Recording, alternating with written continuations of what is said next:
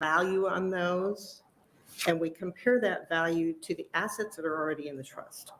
And the difference between those two numbers is what we have to develop a funding plan for to bring in contributions in the future. That is called the actuarial contribution rate. And the specifics of that funding policy are actually in statute. So the legislature has set those requirements. This valuation, July 1, 22, is for the plan year ending June 30, 23. And if there are any additional state contributions, those are generally made July 1st of 2023. So the first day of the following fiscal year. We use many, many assumptions in our work because the benefits are contingent on people's careers, how long they work, when they retire, how long they live. And we don't know the answers to those questions for each individual person. So we use assumptions. You might remember that we do sort of a very comprehensive deep dive into those assumptions every 4 years, again, as required in statute, to make sure that those continue to be our best estimates looking forward for what expectations are. And typically there is some adjustment to the set of assumptions. It's just the way it works. But we tend to review them and kind of move towards the observed experience if it's demographic. Economic assumptions are a little more interesting to develop, and those are heavily influenced by kind of the economic outlook of the investment consultants. So in the valuation, we do measure what actually happened in the last 12 months, the last fiscal year, and compare it to what the assumptions anticipated and quantify it. That gives us some idea where the variations are. And if we see recurring losses or gains from particular sorts, it's a bit of a heads up that next time we do the experience study, we're probably going to make a change in that assumption. The actuarial profession has really begun to focus on the risk of funding these plans to try to ensure that all stakeholders are aware of the funding risk related to this. And so we use the valuation as an opportunity to discuss that with the board, with legislative bodies, with executive branch, just to make sure everybody understands that because we're using all these assumptions, there's no guarantee that they're going to play out exactly as we're assuming, and what impact do the variances of actual experience have on the contributions for the plan. And then last and certainly not least, kind of lay these results, historical results, side by side to see if there are any trends. We use a model to kind of project forward to see if there's anything we should be making you aware of to get ahead of, because the sooner you make changes in for pension funding, usually the less dramatic they have to be. So slide 3. This is just a little graphic about the valuation. And I'm not going to spend a lot of time on it, but I like it just because it kind of lays out the process. So the first and most important is the census data that we get from MPERS. That tells us who's entitled to a benefit in the future. Okay, and a lot of work actually goes into refining that data. And we get a lot of help from the agency, and we really appreciate that. Then the amount of the benefits are determined by benefit provisions, the assumptions that I just mentioned, and then the funding method, and that is again in statute. We use the entry age normal funding method, which spreads the cost of benefits from the time somebody becomes a member until the time they leave or are expected to leave. And then we get asset information, obviously, from the NIC. And then we have kind of the actuarial black box that does all the billions of calculations and spits out the answers. And the bottom line there is the key information we get. We get information on the plan's financial position, which is essentially a funded ratio, and we'll talk about that in a little more detail, an unfunded actuarial accrued liability, and then again, the actuarial contribution rate. For our plans in Nebraska, we have a little bit of a difference. We calculate an actuarial contribution rate, but then we have some statutory fixed contribution rates or other sources of funding, and that determines if there's any additional funding by the state. So we'll get into those specifics, but this is a very high level how it works for every retirement system. Slide 4 Very, very basic funding equation. Contributions plus investment income have to pay for benefits and administrative expenses. I always tell my clients the E part is so small we could almost leave it off. It's not a driver. Everybody could work for free and it's not going to move the needle on the contributions. The benefits are the driver. So there's two sources to pay benefits: contributions and investment income. If we get less in investment income, then contributions go up. If we have more money coming in investment incomes, then the cost goes down. That relationship is pretty straightforward. In the short term, the contributions may be dependent on the actuarial assumptions that we're using, other actuarial methods we're using. But in the long run, the true costs are the benefits you pay out of the trust. Okay, and the actuaries don't control that. That's driven by what happens with the membership and the benefit structure that's in statute. So slide 5, a couple of definitions before we kind of jump into numbers. Probably one of the hardest concepts to sort of wrap your head around is the actuarial accrued liability. And remember I said we're funding the benefits from the time a member, an employee, comes into the system until we expect them to leave. And so every year that a person is in the system, money should go in to fund their ultimate benefit. So at any point in time, if somebody's been working for 20 years, we know theoretically how much money should have been funded for that person. And we can do that calculation for every single person that is covered by the system. And that's the actuarial accrued liability. It's sort of the funding target. In a perfect world, if all of our assumptions had always been met and we'd never changed the benefit structure, that's how much money would be there. And then we compare that to the actuarial value of assets, which is a smooth value. Again, that methodology is set in statute, and we'll talk about that in a minute. But the difference between those two is the unfunded actuarial accrued liability, which we also say UAAL. And it's just kind of the system's shortfall. We have to fund that in addition to funding for people who are actively working. And then the funded ratio is just actuarial assets divided by actuarial liabilities. And that's a metric that gets a lot of press for public plans in general. And then the actuarial contribution rate, again, we have a contribution for everybody who's actively working this year. That's called normal cost. That's just how much should go in this year to fund the benefit that they're ultimately going to receive. And then we have that payment on the unfunded actuarial accrued liability. How that payment is calculated, again, it's in statute. Generally, those pieces of the UAAL are funded over 25 years. And when I say that, if we have an unfunded liability, if we're paying it off over 25 years, we don't really expect to be 100% funded until that's paid off in 25 years.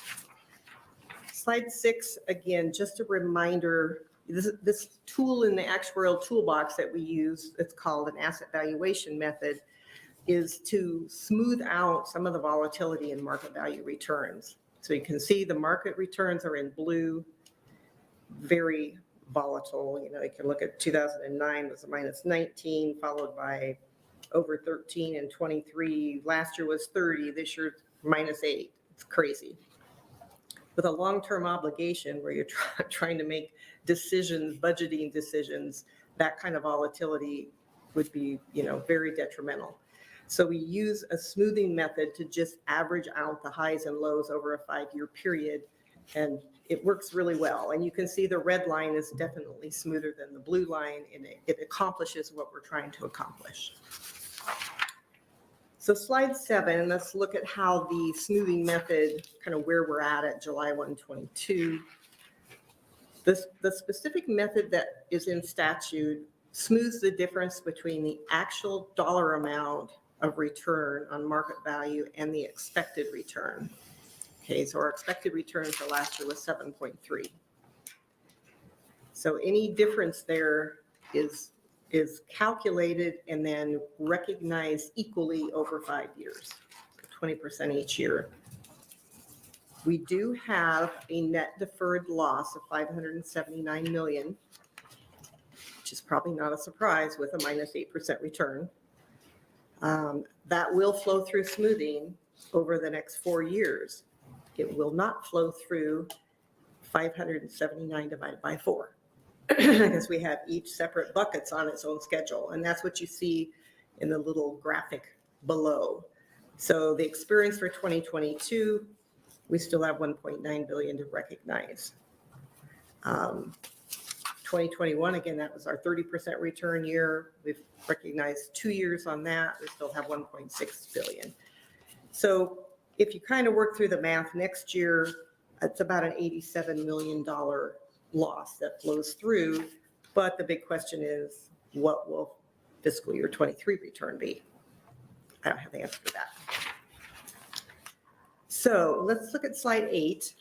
Again, what impacted the 2022 results? You might remember that we performed an experience study back in 2020. And the board, we recommended lowering the assumed rate of return from 7.5 to 7, and had some discussion with the board and developed a plan to implement that by phasing it in over 4 years. So that by the time the next experience comes around, we will be at 7. What you see on this slide is a schedule for how we are implementing that. So you can see the 2021 valuation investment return right in the middle of that table was 7.3 with price inflation of 2.65. And if you look across the top row, you'll see inflation is going down from 2.65 to 2.35.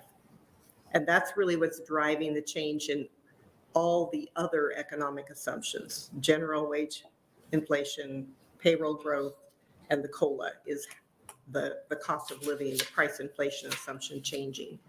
So for this valuation, we're at 7.2. We've lowered the discount rate 10 basis points. And we will continue to lower it 10 basis points in the next 2 valuations. So we're ultimately at 7% in the July 1, 2024 valuation.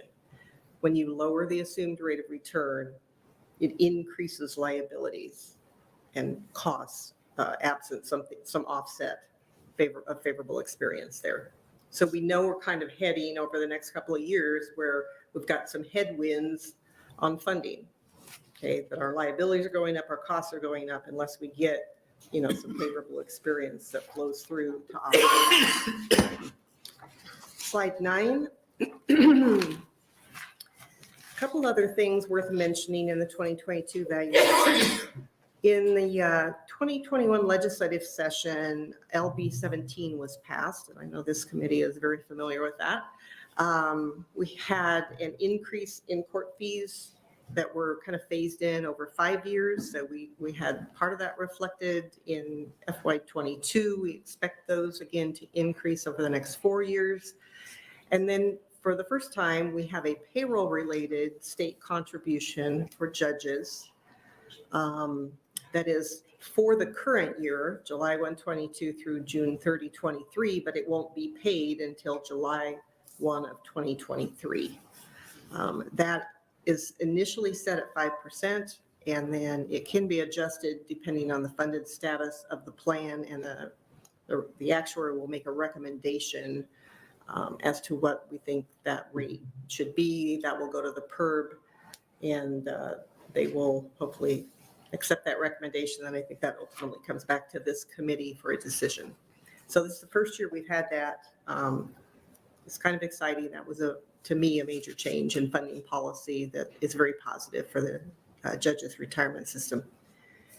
And then last but not least, every year we know that the assumptions and what we think will happen using the assumptions will not match actual experience. There will be some kind of variance, and there usually is. Sometimes it's larger than others.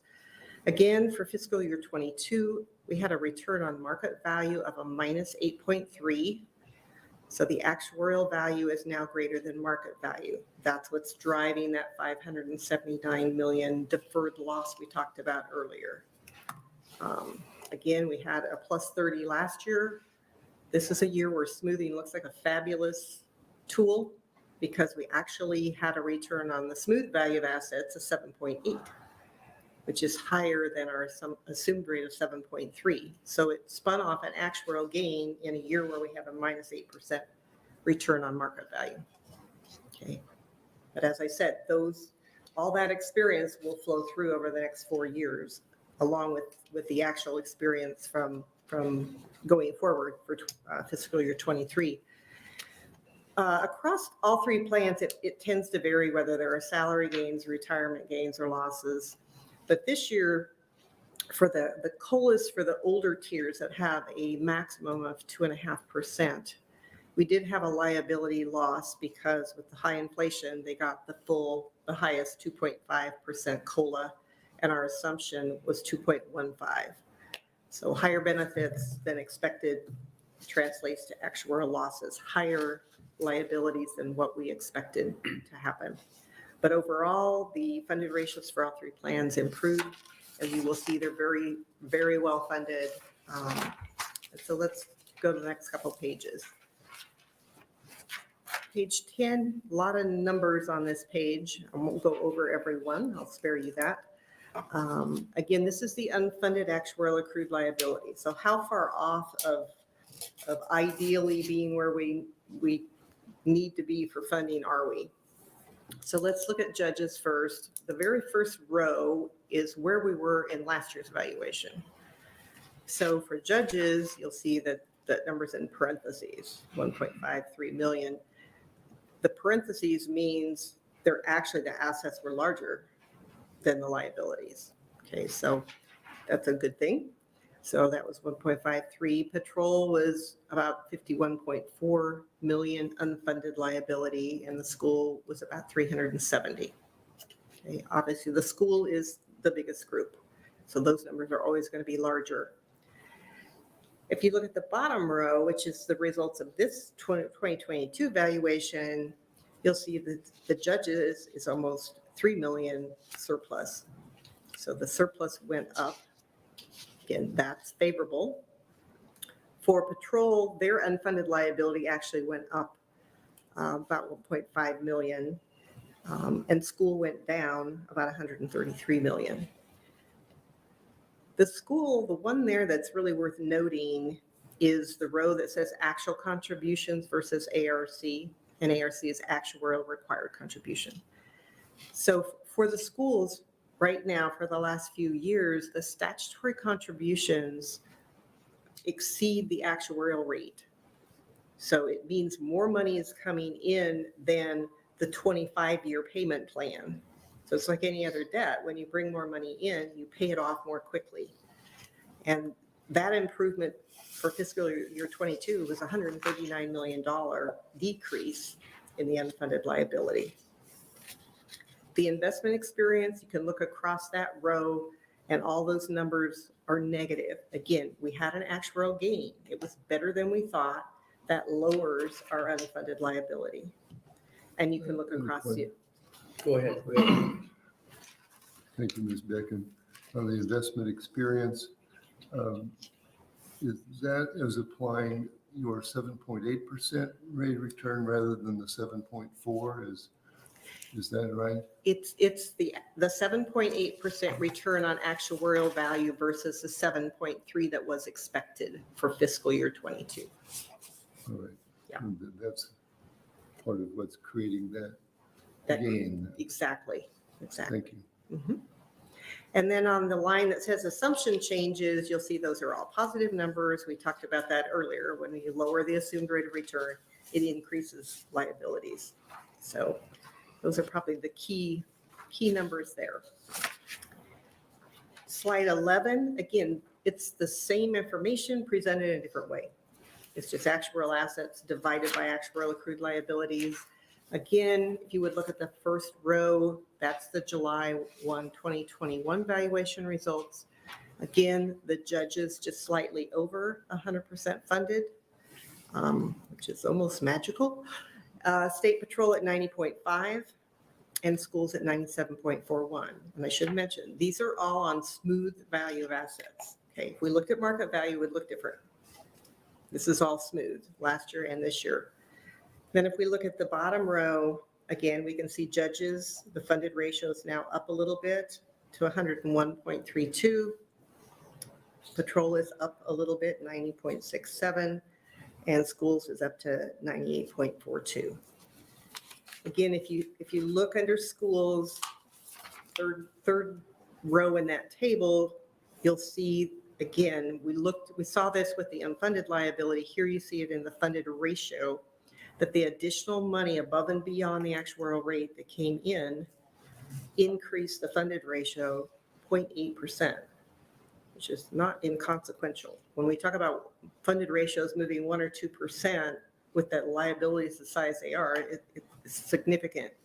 And again, you can see the impact on the investment experience, that increased funded ratios, assumption changes decreased it. We had kind of a variance in liability experience between the three systems. That's not unusual. It's what happens with salary and retirement termination. Is varies definitely between patrol, judges, and schools. So they're very well funded.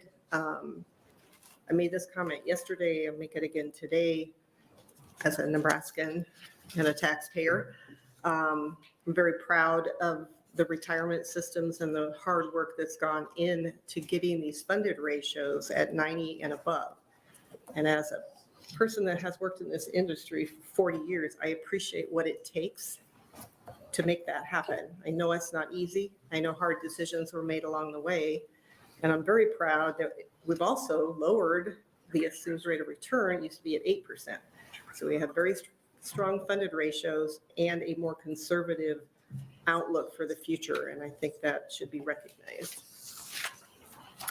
Slide 12. So we looked at unfunded liability funded ratio. This is the actuarial contribution rate. Again, if we look at, we'll start with judges. So in the 21 valuation, the actuarial rate was 24.21. This valuation, we're at 23.84, which should kind of make sense. If our funded status is better, then our contribution should come down. Again, we had some liability experience here where we had gains. So in the liability experience row, investment experience, they're all going to go down. Because again, we had 7.8 versus 7.3 return. The assumption line, those are all going to go up.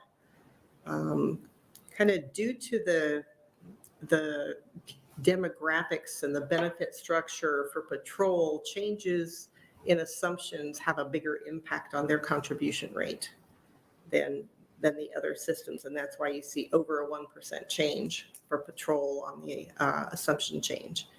And that will continue to hold true as we work through the next two steps in our phase in. The other thing worth noting for patrol is that line that says actual versus expected payroll. So when we're developing costs, they are as developed as intended to be a level percent of covered payroll.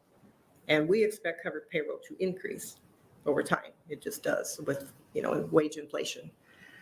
And underneath that assumption is sort of an implicit assumption that the number of people that are active will remain steady.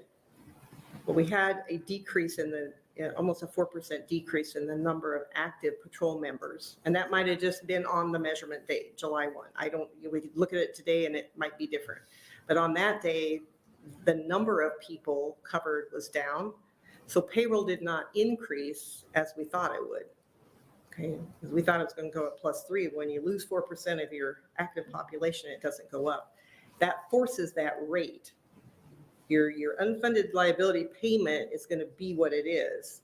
And then we divide it by payroll to get a rate. If the payroll's smaller, the rate is higher. And that's what that 22 basis points is under patrol.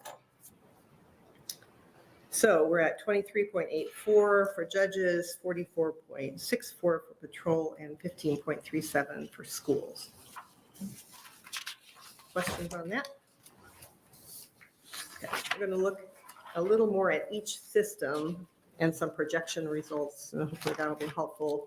So I'm on slide 14. Again, this is comparing the 22 results to the 21 results. And the first row is the unfunded actuarial accrued liability. Again, for judges, assets are larger than liabilities. And they were last year. That difference is even greater this year. And we see the funded ratio follows. We were at 100.7 last year, we're at 101.3. Now, I mentioned that's on actuarial value. So just for a bit of a reality check, on market value, last year we were at 113.6. This year we're at 97.4. So that really tells you the story on the investment side for FY22. Again, we're smoothing for a reason, but it's good to just keep that in mind. The actuarial contribution rate, we already looked at that number for this year, 23.84. The members are contributing to this plan, and the weighted contribution for members is 8.75% of pay. So that means from other sources, we need just over 15% of pay. If we take that times our expected pay for the current plan year, our sort of non-member contribution is 3.9 million. The court fees are expected to be about 3.8.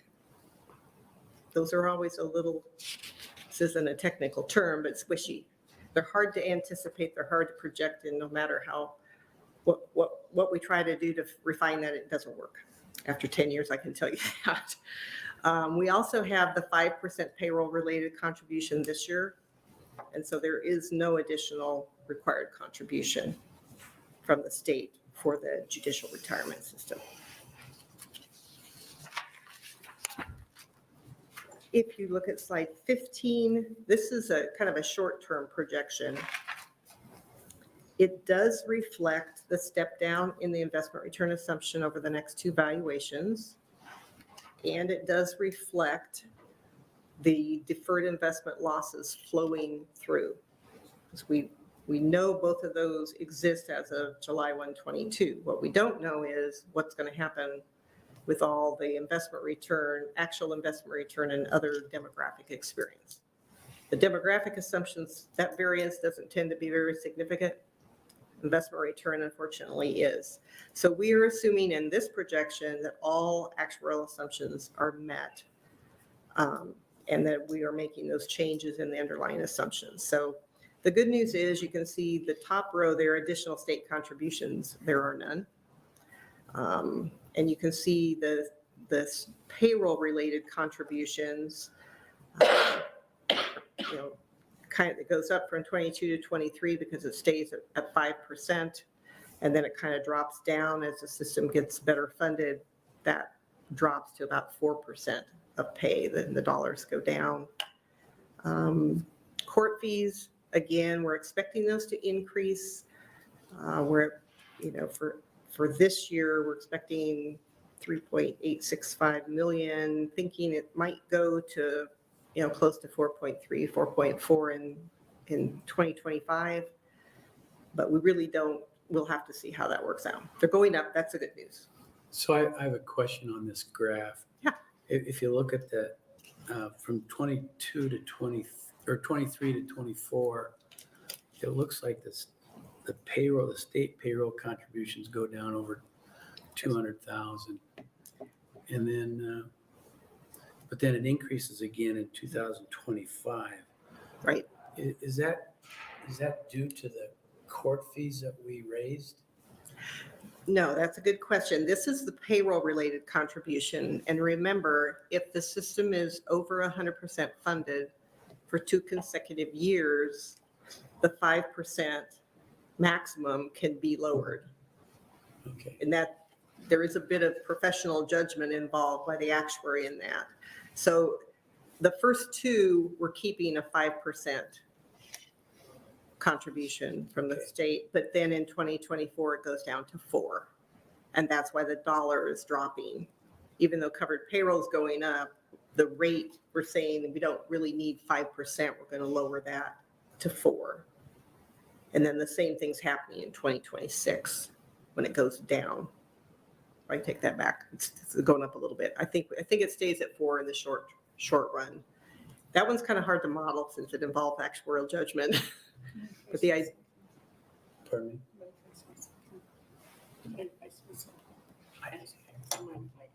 No, go ahead. Kate has. So that in 2024, you're assuming that the state percentage will go down to 4% Correct, based on everything else that you're seeing. Okay. right. But that still would have to happen legislatively, but you're building that assumption into this projection.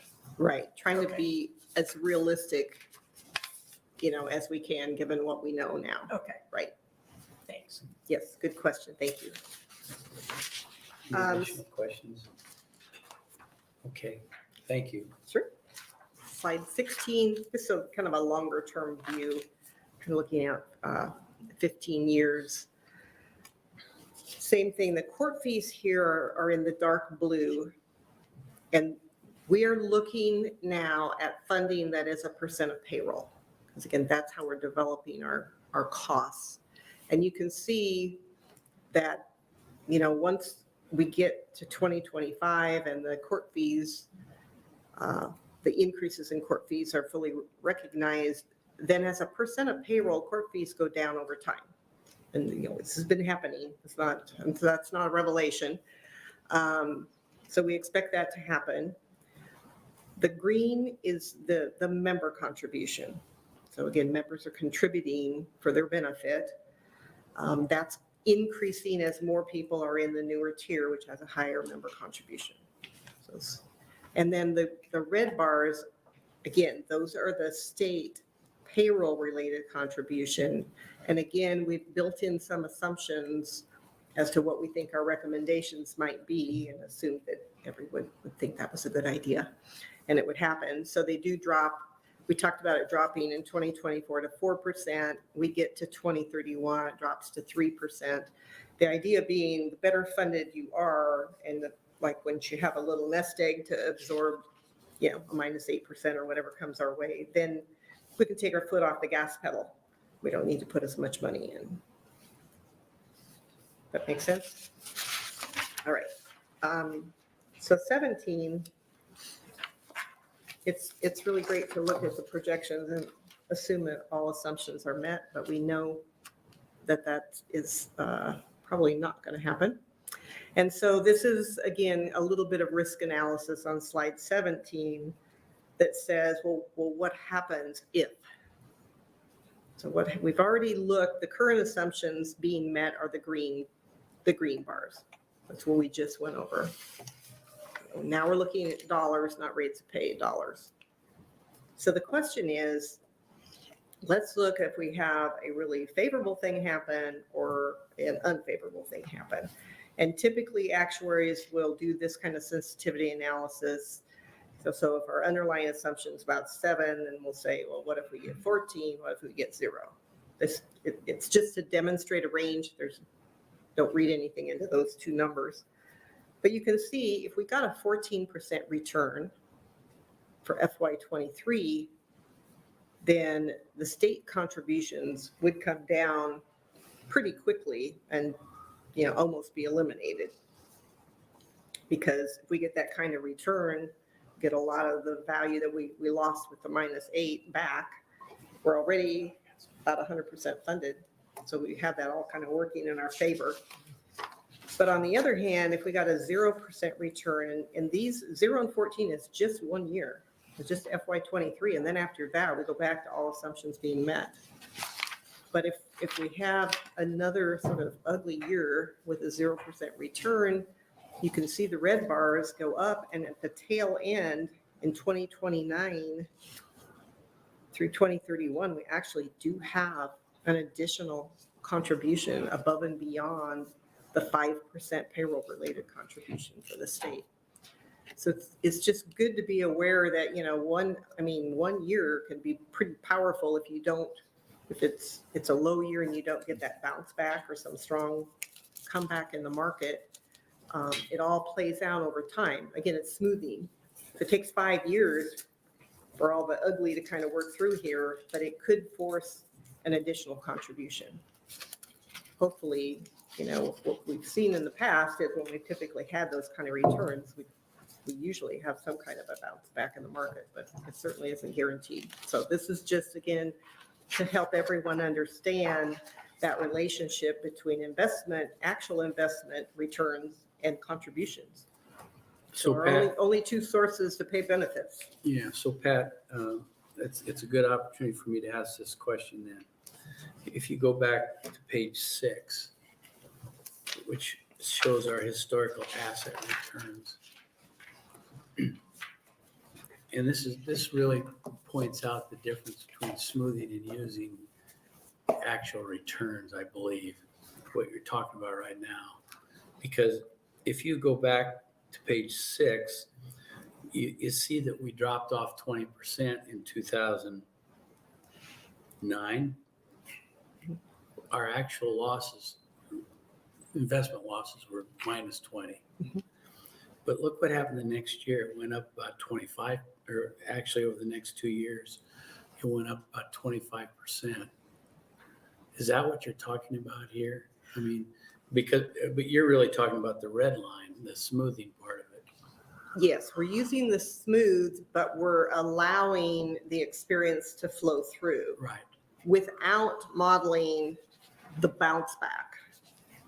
Like the bounce back that you see in 2010 and 2011, in this projection, all those numbers would be the assumed rate of So return. historically, there's usually been a pretty good bounce back.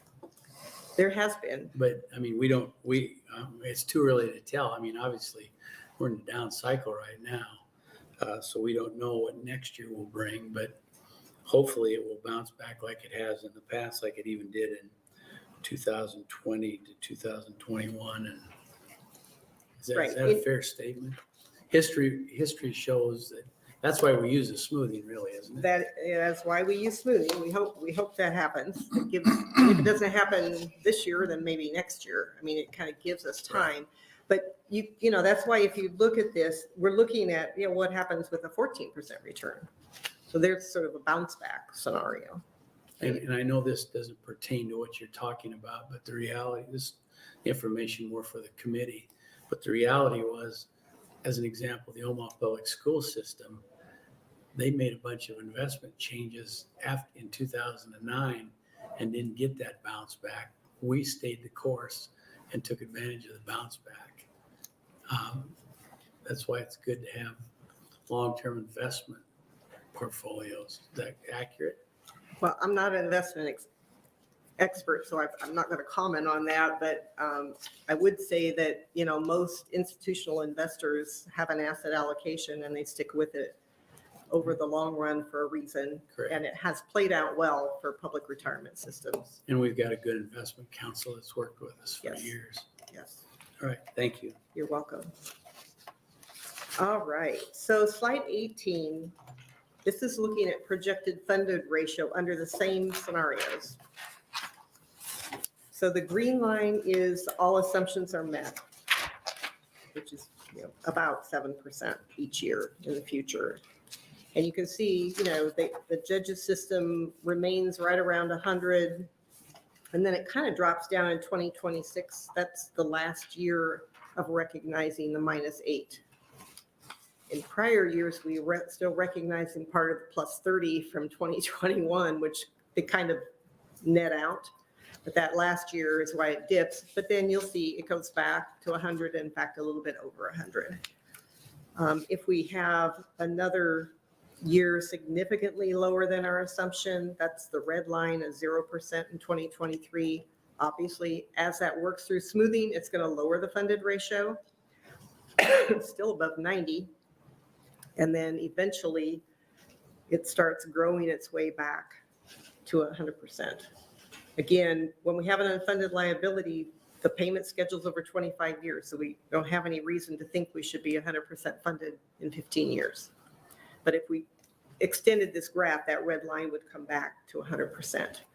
And obviously, if we get the 14% return, we end up over 100% funded, and that will kind of stabilize over time.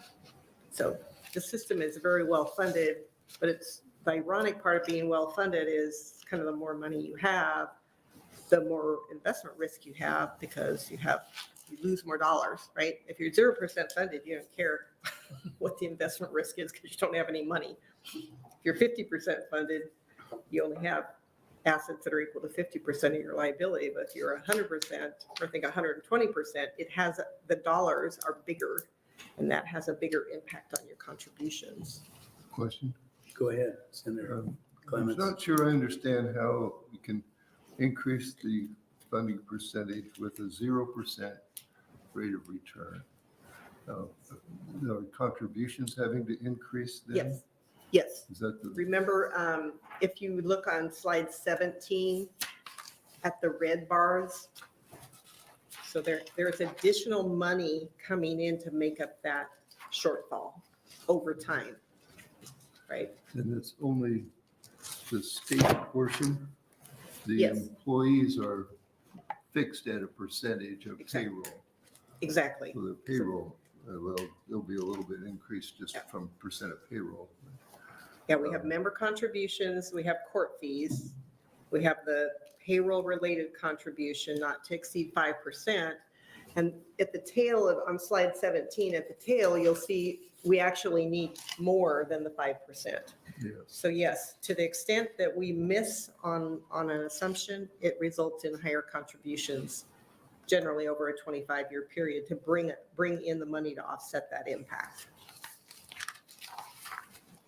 And the employee contribution percentage is statutory.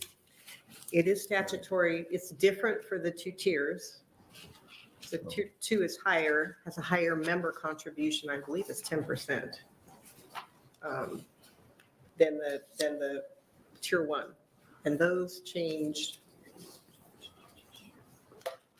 for judges. It was July 1, 2015 that it changed. The new tier is those hired on or after July 1 of 15. All right, Okay. thank you. So that will trend up over time. They're basically paying a little bit more as a percent of the value of their benefit. That's just some, go ahead. And that was at 10% tier 2. Yes, Thank you. But that's right. that's part of the proactive approach we've taken over the last 6 or 7 years to change some of the tiers to offset some of the liabilities. Is that not correct? Yes, that's correct. Right. That's part of that. Remember, C plus I equal B, Right. lowering the B side of the equation over time is part of addressing, limiting how high C has to go. One of the rationales that we've used, Senator Clements, is the reality that you can't take benefits away or increase cost for a plan participant.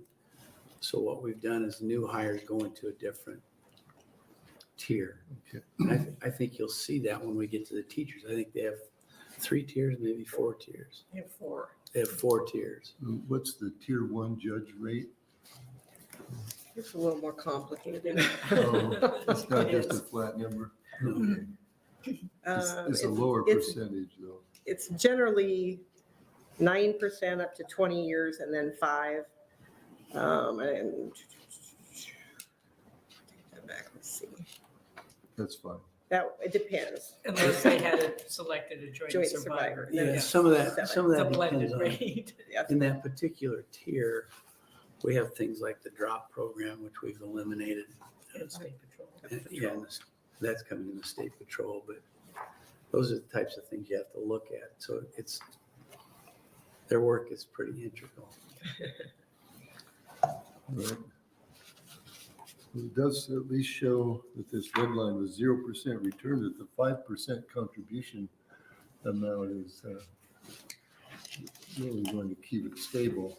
Correct. It's not likely to be needing to increase 5%, likely to be reducing.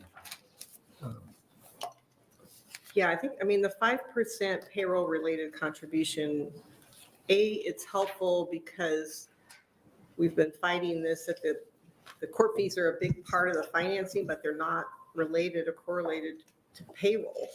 And so we're developing cost as a percent of payroll and funding a big part of it with a variable number that is not necessarily expected to increase. So the 5% contribution links that to payroll.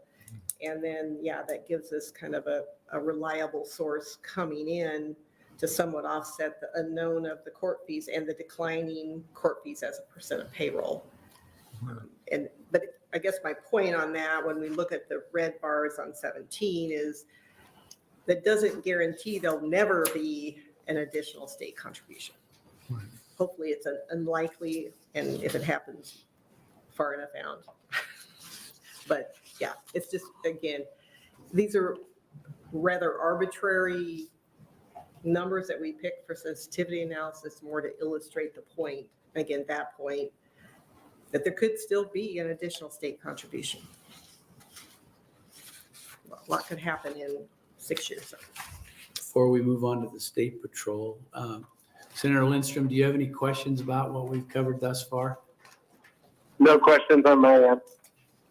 Any other questions from up here? Okay, let's move into the state patrol then. All right, very good. So slide 20, State Patrol, looking at the key valuation results. Again, we saw these numbers, the unfunded actuarial accrued liability, it increased a little bit. We went from 51.4 million to 52.9. Funded ratio held pretty steady. Again, if you look at market value, last year, 102% funded, this year 87% funded. So we did take a pretty good hit on market value.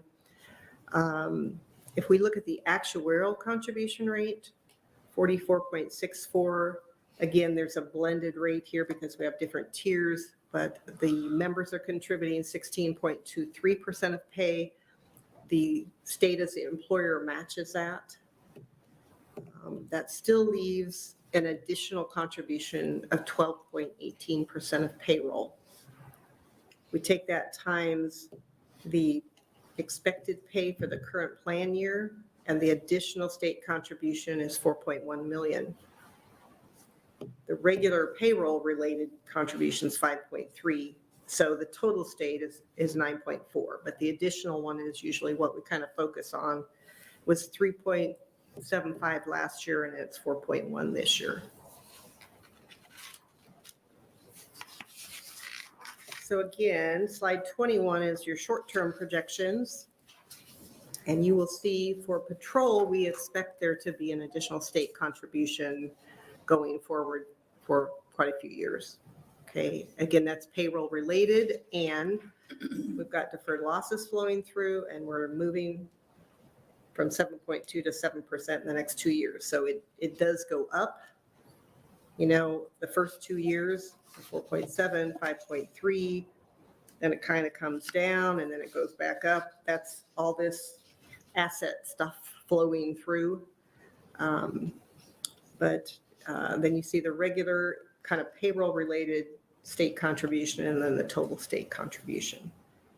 And again, these are, you know, projecting, assuming assumptions are met, mostly to give an idea of what's the general trend here. What should we expect to happen with smoothing in particular? Longer term is slide 22. The blue bars are employer payroll related. The green bars are member contributions. And those two bars are the same, okay? Because whatever the members are putting in, the employer is putting in payroll by payroll. And then based on the valuation, an additional contribution goes in. That's the red bars. So again, we do expect there to be an additional state contribution, certainly for 15 years. And so for planning purposes, I think that's important to recognize that, you know, even though they're 90% funded, we do need additional funding to move them towards full funding.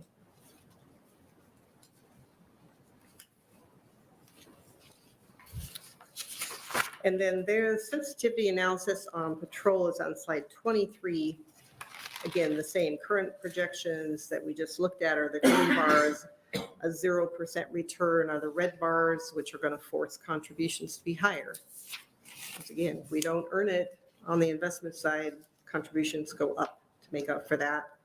14% if we have a bounce back, then the additional, this is additional state, the payroll related still come in, the additional state goes down. And I think when you kind of get used to looking at these, they all are going to look similar. And then funded ratio is on slide 24. Again, the green line is the current assumptions. And to my point earlier, with sort of our 25-year financing plan, we don't expect the system to be 100% funded in 15 years, even if all assumptions are met. And that's what that green line kind of shows. But the trend on all three of those lines is up, right? The slope is up on those lines. That means funding is improving, and if we extended it, eventually they all get to 100%, which is an important part. And that's how it works with actual funding. If you put the money in and the assumptions are met, you should get to 100%. And obviously, if we had zero and no bounce back after that, the funding actually would drop. By the time all that was recognized in 2026, we'd be below 85% funded. I don't think if I told you when I was telling you how great Nebraska is. The median funded ratio in the public fund survey that the National Association of State Retirement Administrators publishes, about 120 plus large retirement systems, 78%. So when I say it's really good, it's like a lot better. A 5% difference in funded ratio is pretty big. 10 is really big. So to be, in some cases, 20% higher funded ratio is pretty phenomenal. So we have a lot to really be proud of here in Nebraska. All right. Any other questions on patrol before we move on to schools? Can Go ahead, Senator McDonald. you please send those to us, the other states, and do the comparability you were just mentioning? I can send you the Is that public. NASRA? Yeah, if you go to NASRA.org and public fund survey, We'll get that for you. All right, thank you. and it has, it's a survey, so it has a lot of other really good information on it as well. When we get the comparisons also from NCSL and also CSG, I believe, don't we? Pew sometimes. Or send Pew, out. yeah. Go ahead. Thank Senator you. McDonald. Question. You're talking about reaching 100% in 25 years. Do plans ever just drop in extra money to say, hey, we'd rather do it quicker than that? And is there a mechanism for doing that? That's a great question and a timely question because we're actually seeing quite a bit of activity on that front right now because a lot of states, have, I don't want to say extra money, but the treasuries look pretty good. They have additional funds. And if you think about the debt, you're carrying debt here at 7% plus. If you have extra money to contribute. So yes, we have seen systems put in a lump sum contribution to a plan. Kansas has done it. Missouri's done it. Those are two of my clients that I know have done it, where the intent is to strengthen the funded status of the plan and reduce future contributions. That's right. Pay me now or pay me later. But if you pay me now, you don't have to pay interest on it. So you can. I don't know in Nebraska. I assume that's an appropriation or a decision. Showing my civics was a long, long time ago, but I'm not sure exactly how it happens, but it happens in other states, so I'm sure it could happen in Nebraska if there was a desire to make additional contributions to strengthen funding. Kate, I'm looking, I assume that could be done. Yeah, it's just whether that's how you want to spend the money. But it is done, particularly if you've got systems that have a lower funded ratio, because those debt payments are a pretty big part of the total contribution. And we're gonna see that in the next, when we start talking about the schools, because we have been putting extra money into the school plan for quite a few years. That's the $50 million approximately that goes in there that's helped strengthen that. But Right. could you talk a little bit about generational contributions as it pertains to this? Well, yeah. So the idea, of course, is to fund the benefits over people's working careers. But to the extent that the actual experience doesn't play out and match the assumptions, then it results in these unfunded liabilities. And if the other part of that is if contributions are not made, as scheduled and you get further behind and further behind, then the debt payments grow and grow. And that's why some systems have unfunded liability payments that are as large or larger than the normal cost of the plan, the ongoing cost of the plan. So the idea behind, in my mind, behind intergenerational equity is sort of that every generation is paying for the services that they're receiving. So, as a taxpayer, I'm receiving services from public servants, teachers, patrol, and so I'm paying the cost of that benefit. So ideally, you'd always just have the normal cost to pay, and that's a perfect alignment, and nothing would ever change. The assumptions would never change, the benefit structures would never change, but that's not reality. And we went through a period with the Great Recession. We've gone through, most plans have moved from 8 to 7% on the assumed rate of return, and that has a huge impact. So absent somebody being willing to just dump in a bunch of money to offset that cost, some of that intergenerational equity goes out the door a bit because you've got to pay for your debt. So the other theory is that every generation sort of pays some piece of UAL over time. It's just part of the ongoing nature of the plan. But you try to not have it be a big part of the overall contribution. That's my take on it. Everybody has their own. So Pat, when you talk about, and Senator Clements brought up an interesting question, can you put more money in? You said that you've seen it done in Kansas, and I think you said Missouri. It's my understanding you could not, ARPA funds were not eligible for this, putting into pension plans. It's my understanding.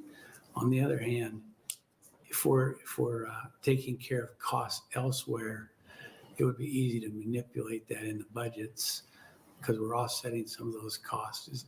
Is that how they're doing it? Because there's not a lot of extra money laying around unless people are not willing to cut taxes.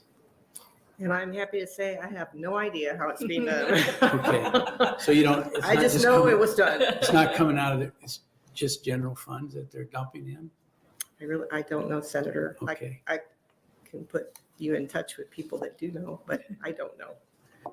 Well, fortunately, we probably don't have to do that right now. But, Yeah, your funds are pretty well funded. Yeah, Senator patrol's not Clements, bad, but question? Yeah, thank you, Mr. Chairman. As we're talking about the intergenerational, example of a poor example would be the federal Social Security system, right? mhm. Because I'm drawing out benefits, but there isn't really money there, or they're projected to be running out of money. So if somebody's going to have to pay in more if I live too long. Right. Social Security is more of a pay-as-you-go, and it's social insurance. It was never intended to be like private retirement, but it is a pay-as-you-go. So yeah, it's we're relying to draw our Social Security. Our children and grandchildren have to work to pay for us, so to speak. And that's the difference. That's pay-as-you-go. These are advance funded. Some say pre-funded, but put the money away, build the trust fund, and the interest on the trust fund generally pays 65 to 70% of every dollar of benefit. So it's like a great return for the state. And then most of this money stays in Nebraska because people, retire here. You live here, you tend to retire here. But yeah, it's very, very different from Social Security. That's a great point. Thank you. So Senator Lindstrom or committee, any more questions about the patrol plan? No question. All right, we'll move into the school retirement system plan then. All right, slide 26 looks very similar to the others. Again, we had a decrease in the unfunded actuarial liability of 133 million, resulting increase in the funded ratio. So on a smooth value, we're 98% funded, but on a market value, we're more like 94% funded. If we go through the calculations, the actuarial contribution rate is 15.37.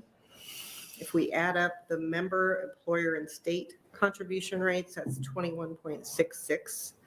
So there is 6.29% of payroll that will come in during this plan year in excess of the actuarial rate that will, again, tend to improve the funding of the system and move it more rapidly to full funding. The state contribution of 2% is about 46 million. I would just point out a few things, because I know as this gets closer to 100% funded, people may pay a little bit more attention. One of the things you should look at in the public funds survey is the average contribution rate for members of systems that are covered by Social Security. It is far less than 9.78%. And I know this was necessary, again, to strengthen the funding of the plan. But you've got 4 tiers, and they're all paying the same. The value of the benefit is not the same. And when you think about a teacher or, a para or someone, they're paying 9.78 plus, 6.2. It's pretty close to 16% of pay for retirement alone. It's kind of a lot. So hopefully, if the plan gets to a place where it's well funded, at least that might be considered for the member perspective. It's one of the highest that I'm aware of. But the public fund survey will show you kind of the average employee rate and employer as well, both social with and without Social Security. Slide 27, lots of numbers on this one. Some that are pertaining to Omaha, because again, the state makes the 2% of pay contribution to Omaha, the Omaha School Employees Retirement System, as well as the state retirement system. So that's the green, very hard to see in the graph, but in the table below, you can see for this year, it's 7.9 million. The Omaha service annuity, that's, no longer available to new hires, but there is a group of people who are entitled to a small benefit. I think it's $35 times years of service when they retire. And that's being funded now because those people are still actively working. And then the employer contributions, these are the school districts that are, employees contribute 9.78 and they contribute 101% of the employee rate. And then you'll notice the additional state contribution, and there is none through this projection period. And there has not been any additional state for a number of years. If you look at slide 28, longer term, again, members are contributing, employers, bars are the same size because those are the payroll related, employers a little bit higher. And then the 2% from the state is there, but there is no additional state contribution. By having that, setting contribution rates that have been higher than the actuarial rate, it really has moved the system closer to full funding over the last 10 plus years. It's really worked well. Slide 29 is a little bit of the risk analysis for the school system. And we always, we talk about investment risk being the biggest risk that we have to try to manage. And this kind of proves it. On the right-hand column, this is the minimum return to avoid an additional state contribution at any point in the future. Because I have, these all have to kind of work through the smoothing. So last year, we were feeling pretty good because we could absorb a minus 19% for 1 year. We could absorb a 0% return for 5 years. Okay, well, that felt pretty good.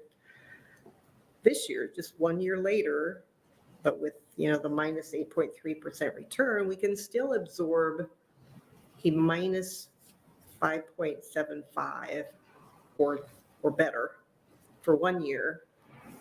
But now over 5 years, it needs to at least be 4.25 per year. So it's just a reminder of the power of investment return on these funds. It's just, like I said, I've worked with it for 40 years and it's still amazing to me how that one year's return can really change the outlook. It's still a very good outlook for a number of reasons, but yeah, last year it looked really good compared to this year. So hopefully we get a bounce back and, at least we can absorb a minus return. I think that's the good news without even in the future, having a state contribution. You're talking about an additional state contribution. In addition, yes, the 2% is baked in. Yeah. The 2% is baked in. Yes, sir. So I guess this is a good place to ask the question. What would happen if that 2% were eliminated or lowered? I mean, that would have a pretty devastating effect on the plan, wouldn't it? Over the long run, it would if we went through a period where Negative all returns. assumptions aren't met. Yeah. Yeah. I mean, we can model that. I can't give you an answer off the top of my head, but one of the benefits of the model is we can change those kind of parameters and report back with actual data if that's helpful. But yeah, I mean, a lot of times there aren't a lot of systems that are at or above 100% funded. There are a number that are getting closer. And the conversations that we try to have with them is, remember, you have a volatility measure on your asset allocation that's about most plans 10 to 12%. So that means in any 1 year, like there's, a 60% plus probability, if 7 is our number, that it's, it could be 19, it could be -5. And so you should be able to absorb at least 1 year of, in this case, like a -5% return without it impacting your funded ratio. So in other words, before you sort of take your foot off the gas pedal, it's prudent to build your funded ratio up above 100%. Because otherwise, if you have that bad year, it's gonna trigger a contribution you didn't plan on. But even at that, where we as a body made the decision to lower the assumed rates from 8 down to 7 over a period of time, that has a negative effect on the system. But the reality is the 2% is also helping offset some of that. Definitely. So it's kind of like pay me now or pay me later. And we're doing that for both the Omaha Public School Plan as well as the teacher retirement plan, because that was all negotiated back in 2013 with the legislature. Right. I think before that, there was a It was contribution. a 1%. Yeah, it was lower than 2. Yeah. Before that, 0.7. Yeah. And, again, in a few years, we'll be doing another experience study, and whether we stay at 7 or that outlook is to continue to lower the assumed rate of return, I don't know. But kind of just keep that in the back of your mind. I mean, things are not carved in stone with retirement plans and funding. It's very variable. And somewhere along the line, yeah, there's a trade-off between making contributions you can't anticipate and budget and plan on versus when bad things happen, you have to, put in additional funding. Okay, thank you. Question? When's the next experience study scheduled for? 2024, late in the year. Senator Clemens. A question on this, the 5 years and 4.25%, that is saying that for 5 years, we earn 4.25% rate of return. And then after that, 7%, 7% in the Yes. future. That's what all other assumptions are met. Correct. means, so we go 4.25 for 5 years, then back up to 7. Correct. And that would still, that would be what would avoid the additional state contribution. Correct. So something worse than 4.25 compound return over 5 years would trigger. In the first year, a negative 575, and then back to normal assumptions, 7.2, 7.0 Yes, Senator. for the future. All right, thank you. Right. And again, these numbers are contingent that the 2% continues. That's what I was gonna say. That changes these numbers. That's assuming that the 2% is baked in. Correct. That's baked into these assumptions. Yes. Okay, thank you. All Any right. other questions? Okay, We're almost done. All right, slide 30, again, this is just projection of funded ratio. Again, the plan is very close to 100% funded. Again, these are simplistic projections that are, again, we're assuming all the assumptions are met other than fiscal year 23. So you see funded ratios in certain scenarios kind of take off. The reality is something will change out there one way or another. But again, the trend lines are up even with the 0% return, and that's what we like to see. So that concludes my presentation. Are there any other questions related to the valuation? Senator Lindstrom, do you have any questions? No questions. Any other questions come up here? Senator Coulterman, could I have a moment sort of off the record? Sure. I think this is maybe the last time I'll get to testify in front of you. So yeah, as a retained actuary for NPERS, you know, as a resident of Nebraska, I just want to thank you for everything you've done for the, you know, the public retirement systems in this state, and the way you've, you know, your leadership in this committee has been great. And I really appreciate that. So I want to say that publicly. And if it's okay, I'd like to thank Kate for all of her work. She's been fabulous to work with. And I think a lot of the positive results we're seeing are the result of a lot of hard work. And I think you've been a leader in that. So thank you. Thank you.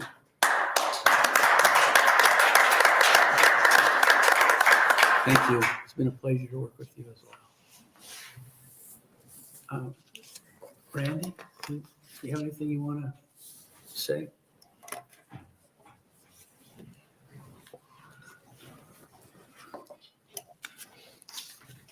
Good morning, Senator Coulterman, members of the Retirement Committee. My name is Randy Gerke. It's spelled RANDYGERKE, and I'm the director of the Nebraska Public Employees Retirement System. I did not have any prepared comments today. I wanted to echo Pat's last words as well, but you've just heard a very good report, I believe, something that I think we can all be proud of, but especially the Retirement Committee in the legislature, as well as the executive branch, the NIC, and our agency. We all have worked together so well lately in the last few years, and I want to thank you and thank Senator Lindstrom and Senator Stinner that are outgoing. I look forward to working with everyone else that's going to remain. I especially want to thank Kate and Katie. I don't know what we're going to do without you, but I'm sure we're going to find out. So thank you very much. And I'd be happy to answer any questions, but. Thank you, Randy. Thank you. No questions. Appreciate you being here today. Thank you. That will conclude our hearing for the day.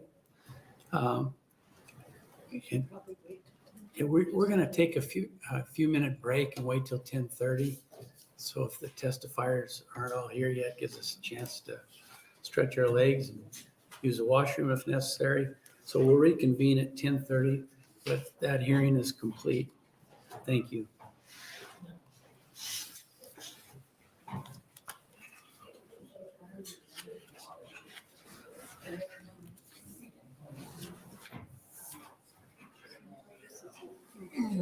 Right. I'm going to do that. And then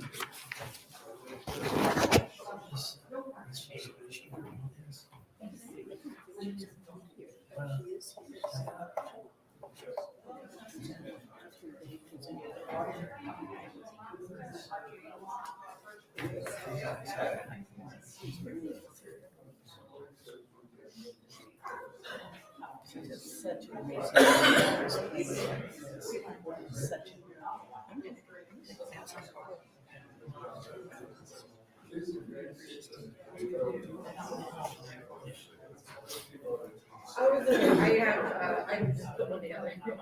Yeah.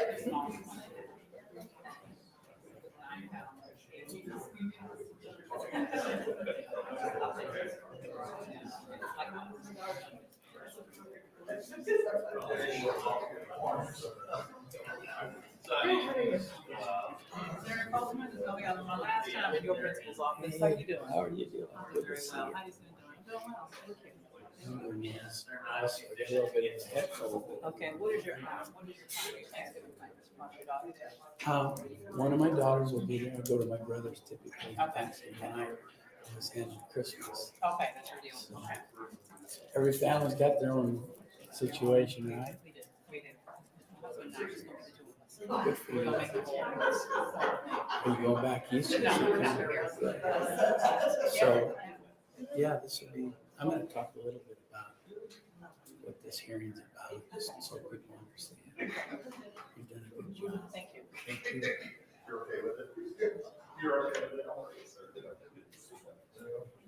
Holy smokes, even let Fred nap in today, huh? Security is down. Security. We don't have any red coats. Kicking out.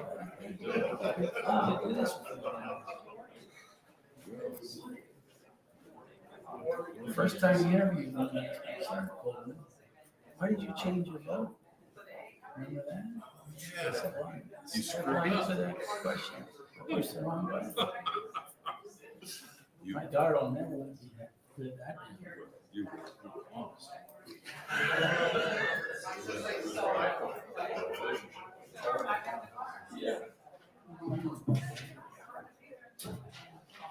So I'm actually here because I lost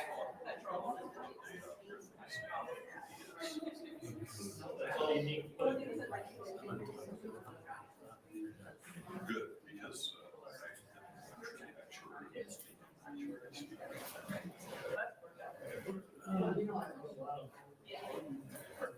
Well, yeah.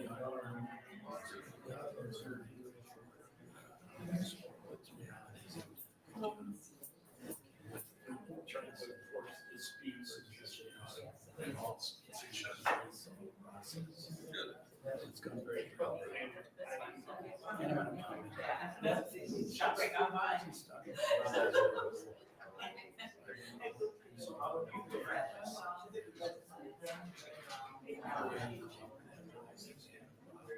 Aren't they only like 60% funded?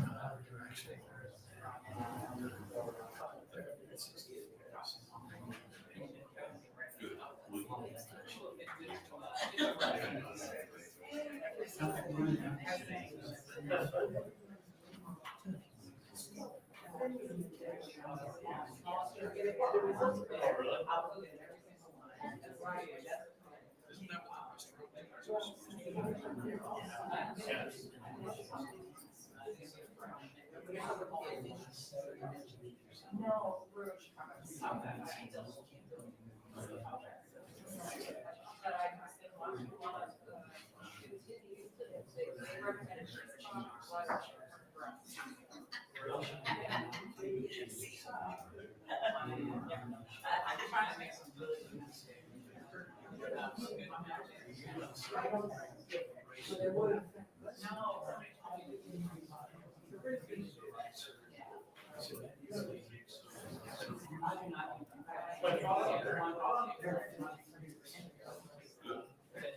So what do you do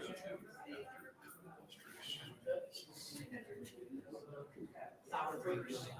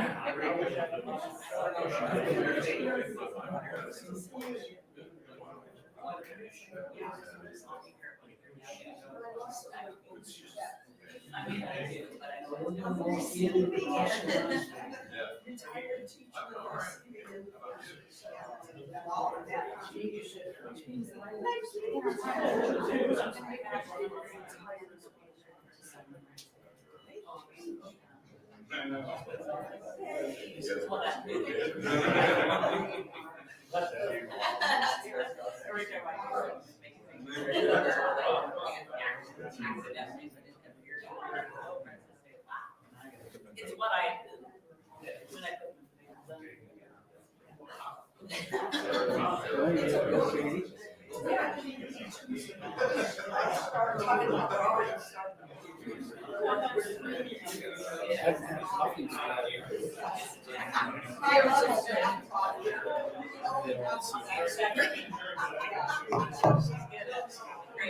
So it's just been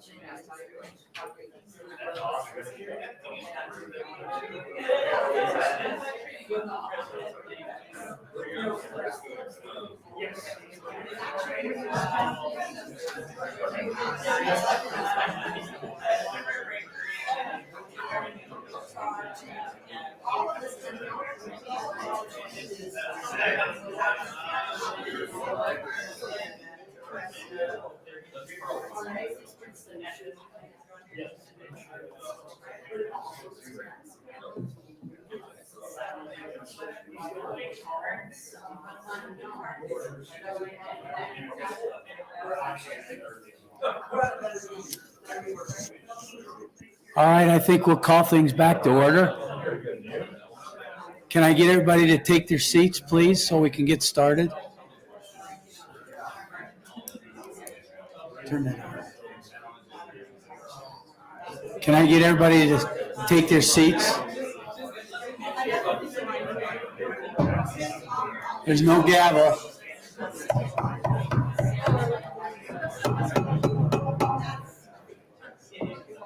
They don't give me a gavel, so I can't use it. They know better than that.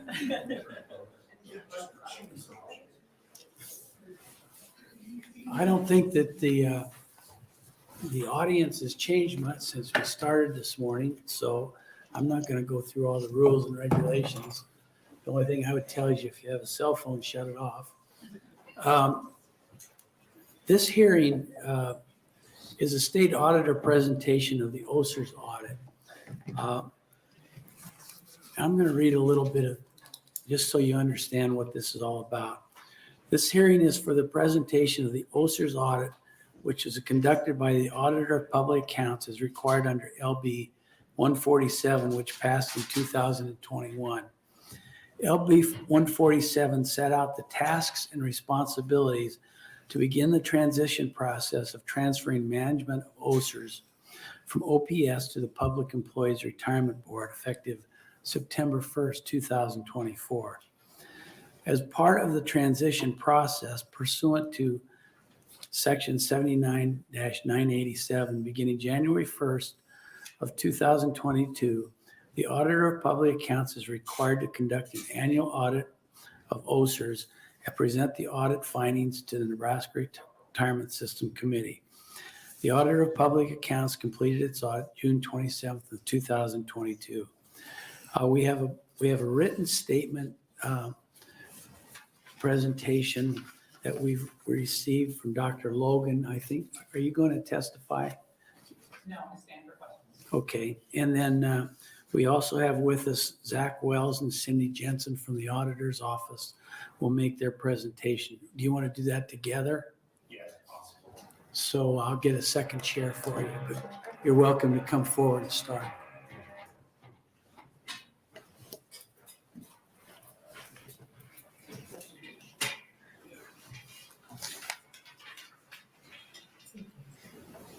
Thank you.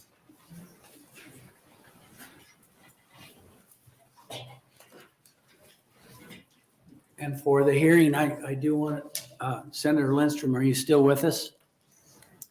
I'm still here. All right. So what you see is what you get with Senator Lindstrom. Appreciate you being here. I think we'll just move right into your presentation. Okay. I guess first off, I just want to thank the committee for the opportunity to present the audit report of the Omaha School Employees Retirement System for the period ending December 31st, 2021.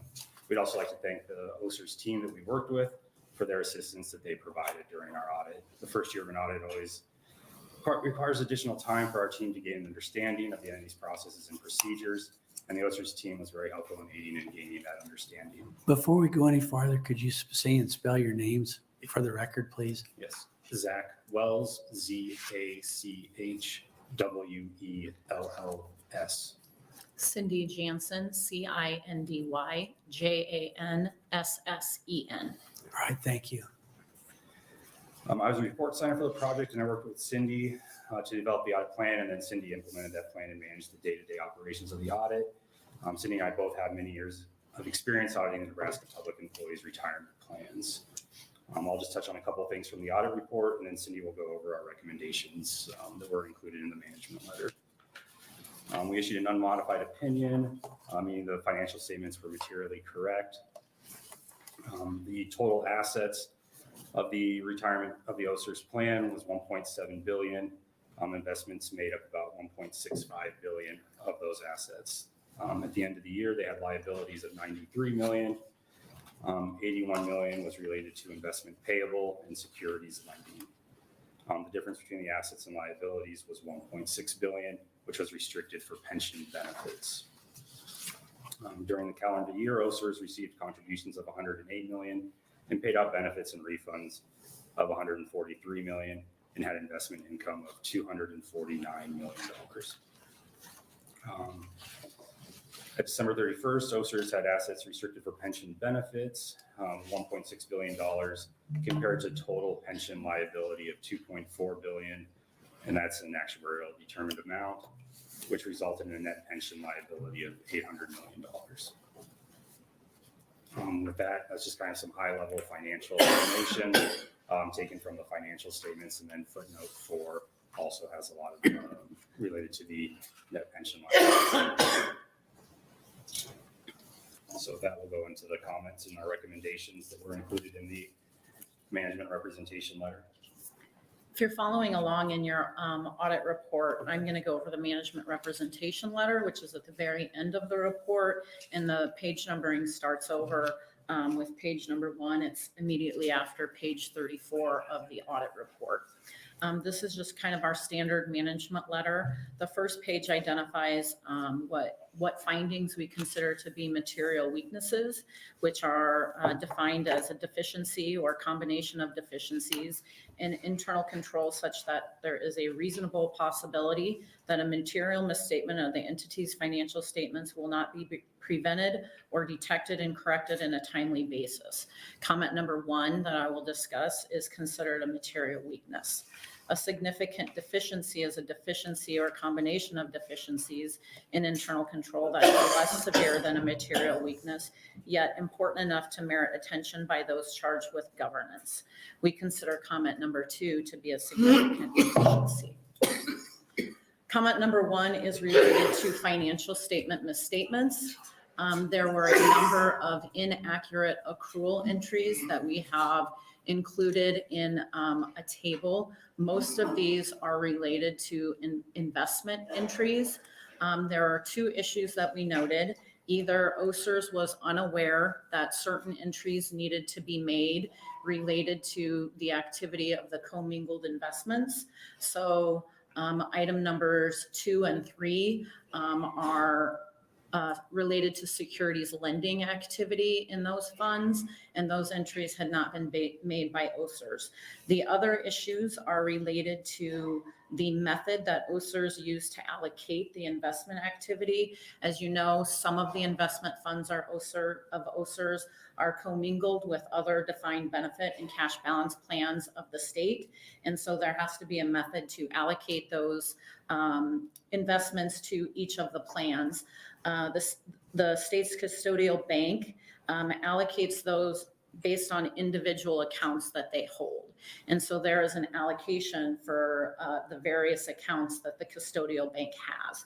What OSERS did was, in general, used an average of all of the funds. So that's why there is differences between the more precise allocation method that the custodial bank has come up with versus what OSERS determined in their allocation methods.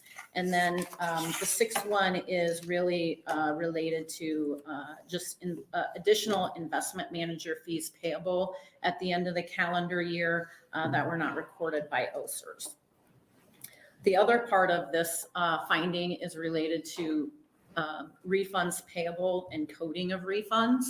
The first 2 bullets on the top of page 3 relate to payable amounts that were listed as payable, but that we determined were not actually payable at December 31st.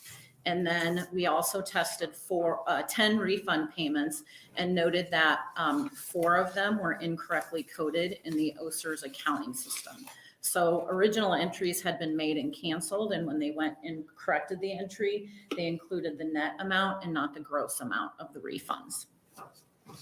Moving into finding number 2, this is a finding related to some issues we had with the calculations for purchases of service credit. So employees are allowed to purchase service credit under statutes, and one of those methods is the purchase of prior service credit in other school districts. In this instance, the district is required to match the amount paid by the member, and we noted the district failed to make the required matching contributions since July of 2013.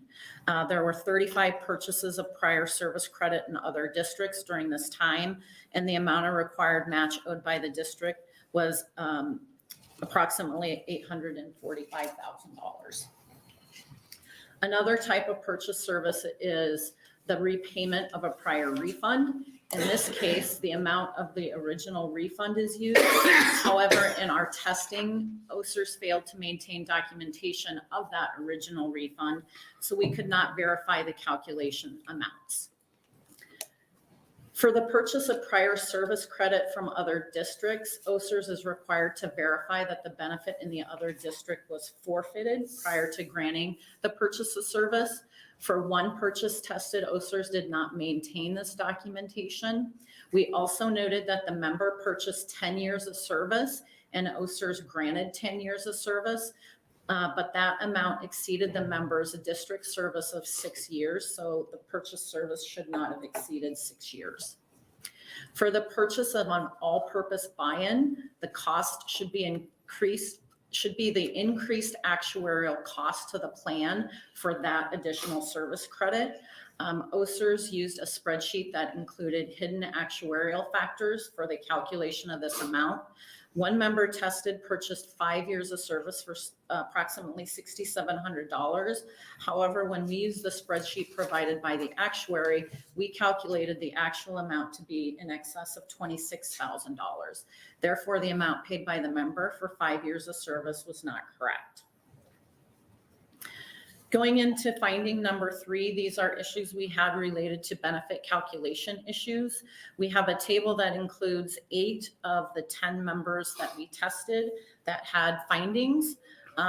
Most of the findings related to the annuity factor reduction amount that is provided by the actuary.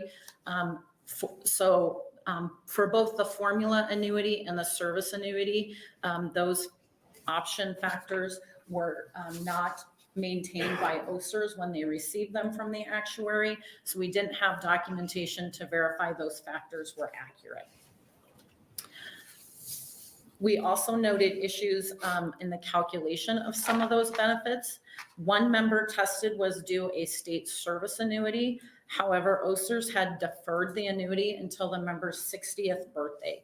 We couldn't find a provision in statute that allowed for that deferral. The member received their first payment in December 2021. According to OSERS, there are over 100 members who have had their state service annuity deferred due to their age. One member's service credit was not adequately supported. Going back to 1993, there was no provision in the labor contract for that employee to grant any service credit for the amount of days worked for that employee. And we noted that OSERS awarded a half a year service for the formula annuity and 1 year service for the service annuity. The APA's calculation, therefore, was different. And finally, related to the calculations, we found that OSERS failed to cap 2 of the service members' salaries in accordance with statute. Statute requires an 8% cap to be applied to the 5 plan years preceding the member's effective retirement date. For one of the 2 members, the effective retirement date was 2021, but that member had stopped working in July of 2012. Therefore, there does not appear to be a need for capping of that individual. For the other member, OSERS failed to reduce the last year of earnings to 8%. The member's earning had increased by 8.11%, but the salary was not reduced in the calculation. We also noted a lack of documentation related to some of the testing of the benefit payments, including retirement applications not being date stamped. Therefore, we were unable to determine the proper retirement date. We also noted that adequate documentation was not always maintained to ensure the accuracy of both the age of the member and the designated joint annuitant. And finally, we noted that adequate documentation verifying the member's direct deposit information for the bank in which the benefit deposited was not always maintained. Moving into item number 4, we found some issues related to the COLA calculations.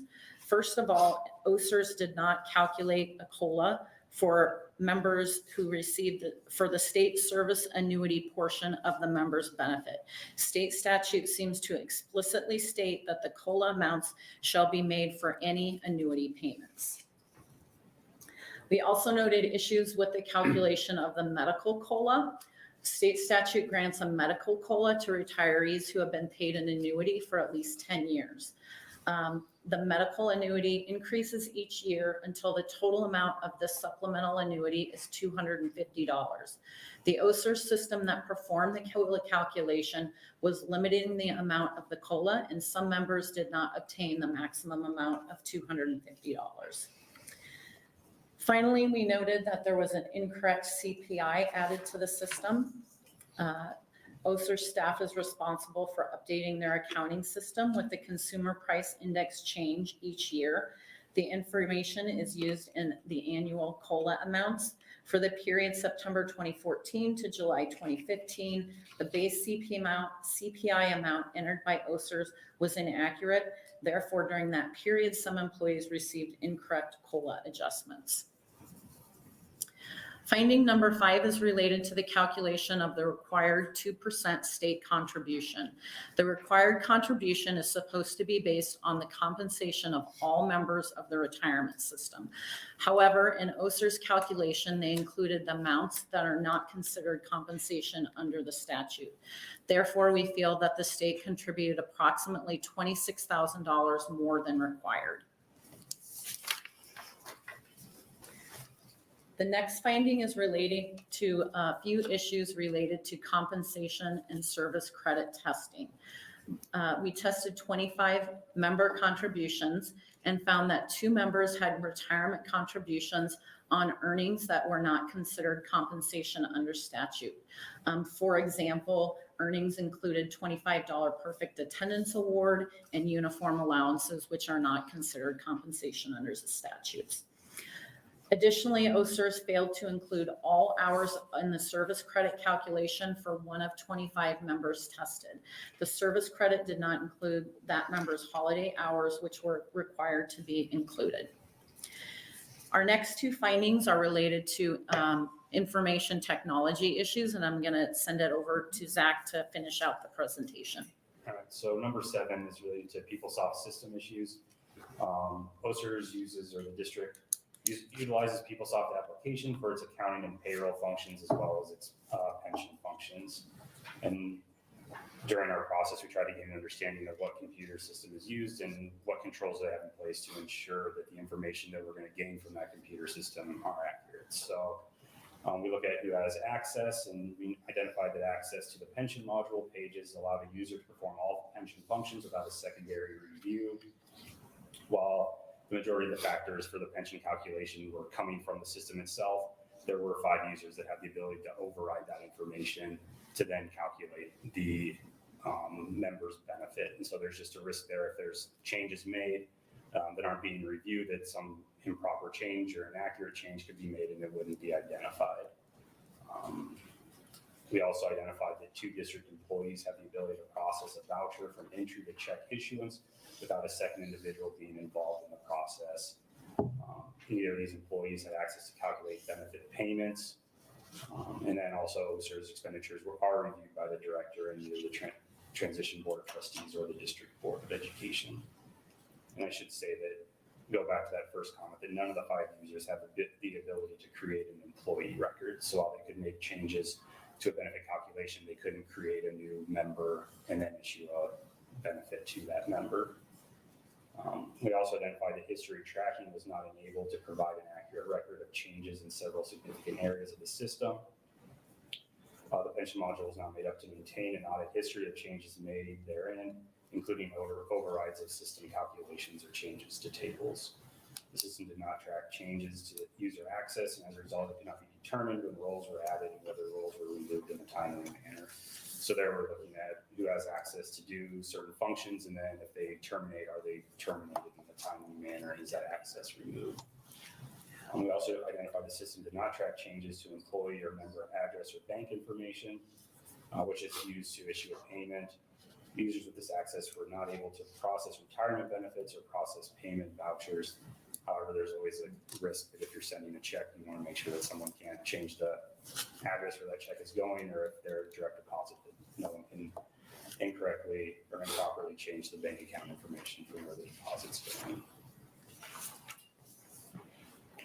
The last one relates to password settings, which for Active Directory, which is used to gain access to the PeopleSoft application that we referred to in that prior comment.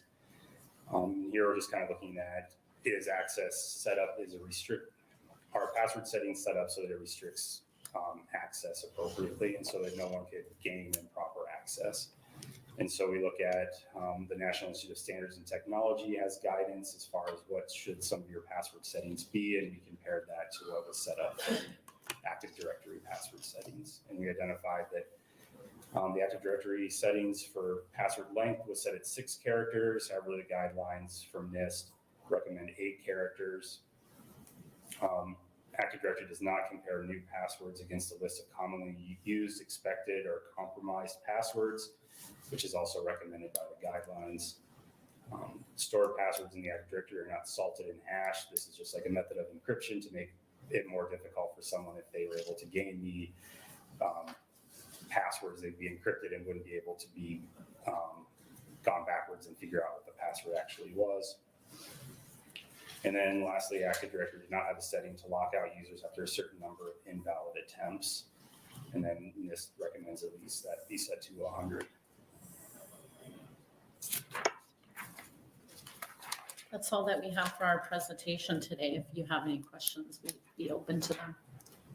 Sure, go ahead. Any questions? Senator Clemens. Yes, thank you. Thank you for your presentation. The first question is, you started off by saying this is an unmodified opinion, but you have 7 findings. What's the difference between the findings and unmodified opinion? It seems like it's a negative opinion. Well, an unmodified opinion would just be mainly on the financials, the accuracy of the financial statements. So an unmodified opinion would be the financial statements that they presented were accurate. You know, they said they had $1 million or $100 million in contributions. We performed our detailed testing. We came to the conclusion that yes, they in fact did have $1 million or $100 million in contributions. So that's kind of where like a modified opinion would be if we did our testing and we said our contributions we think were only 90 million instead of 100 million. And they said, no, we think it's 100. We would then modify our opinion and say the financial statements are materially correct, except for contributions appear to be overstated by 100 million. So I guess it hurt by 10 million. So it's, I guess the opinion is not always tied directly to like the findings. We can still have a lot of findings and still issue an unmodified opinion if then. And as it relates to finding number 1, which is really, which has inaccurate financial information, OSERS made the adjustments that we recommended in that table. So they corrected their financial statements once we pointed out the errors. So those adjustments got made to the financial statements. All right. Another one on the prior service credits. You said that $845,000 had not been matched as required. Has that contribution been made? I would have to defer to Shane or somebody. We'll get Yes. to that Yes. in the next report, but it has been made. Oh, We wouldn't look into that until our next audit when we follow up on prior findings. So we're just not in a position right now to respond to that. okay. Well, the plan was cooperative, willing to make changes that you suggested. Absolutely. Is that right? Yes. All right, thank you. Any other questions? Senator Lindstrom, do you have any questions? No question. All right. I appreciate it. Thank you. Yeah.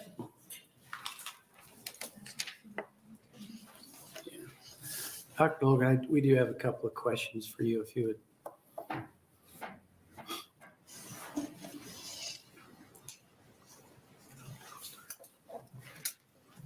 Welcome. Thank you. Spell your name and Cheryl Logan, Cheryl, last name Logan. Good morning, Logan. yeah. Thank you for coming today. And we'll get to see you again this afternoon or somebody from your organization. First of all, I'd like to just comment briefly on the, as you just heard from the state auditor, we had not required this in the past. So this is the first time in a long time that we've had an audit. And the findings, although they seem like they're rather significant, I know you've done a lot of things to make corrections. Would you talk a little bit about the $845,000? And I know you say that in your letter, but you did make that correction and made that payment. Is that correct? Yes, we did make that payment, and I would say it's a team effort. It's not me. We have a great team who works on all of these issues. My second comment is that considering the fact that we haven't had an audit in, I think, 60 years, we felt we did much better than we expected. Although it does seem, especially when a person reads them, the auditor is reading them, it seems significant. We do feel like we were expecting for some things to show up, and although you don't want to have to make a payment of almost $1 million, we certainly made that payment in a timely manner. And then just another question about the compliance audit that you recently completed, and we have a copy of that. You've already presented that to us. It's my understanding that you engaged Ice Miller to actually address some of these issues going forward, and how are you dealing with that? Yes, we will continue to work with Ice Miller. With OSERS, we'll continue to work with Ice Miller as we go through this complete transition process as our partner, and to help guide our team. We have a very knowledgeable team, and we also know that we needed some support in that area, and so we'll be engaging them as we move forward. And then just one final comment.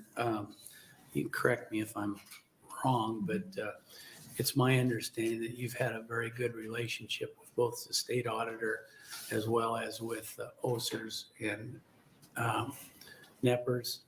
And you want to comment a little bit about that relationship and how well it's going?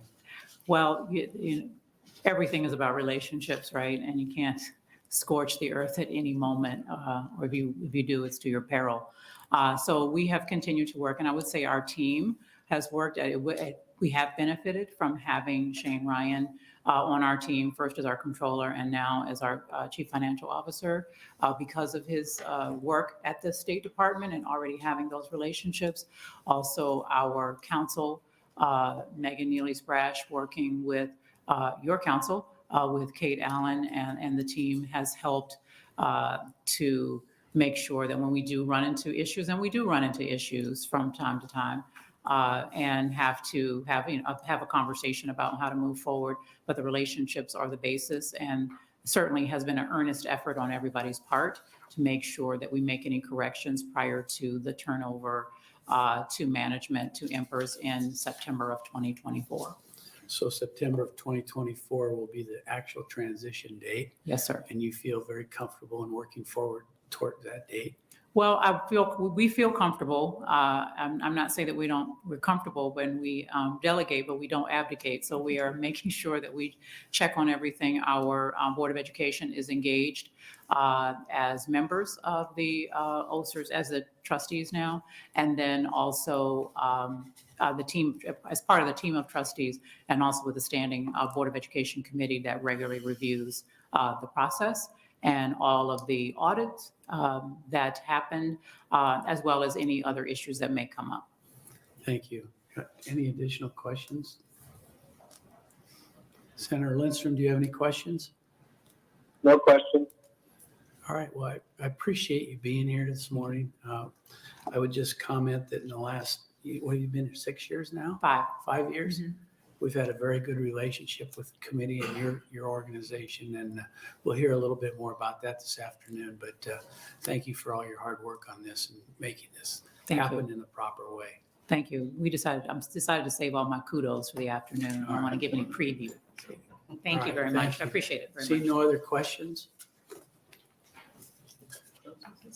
Is there anybody else that wants to testify?